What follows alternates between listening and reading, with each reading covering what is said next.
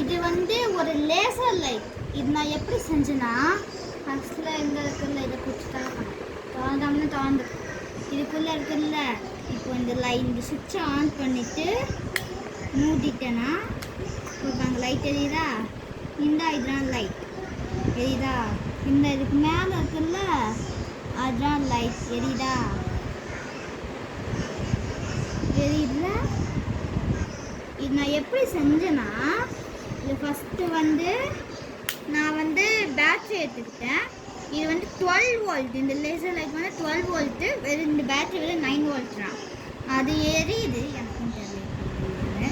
ஃபஸ்ட்டில் ஸ்விட்ச் எடுத்துக்கிட்டேன்.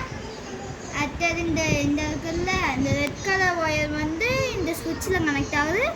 இதுலேருந்து வர ரெட் கலர் ஒயரும் ஸ்விட்சில் கனெக்ட் ஆகுது. அதில் இதுலேருந்து வர பிளாக் கலர் ஒயரும் இதுலேருந்து வர பிளாக் கலர் ஒயரும் நேரடியாக கனெக்ட் ஆகிடுச்சு. இந்த ரெட் கலர் ஒயர் மட்டும் தனித்தனியாக ஸ்விட்சில் கனெக்ட் ஆகுது.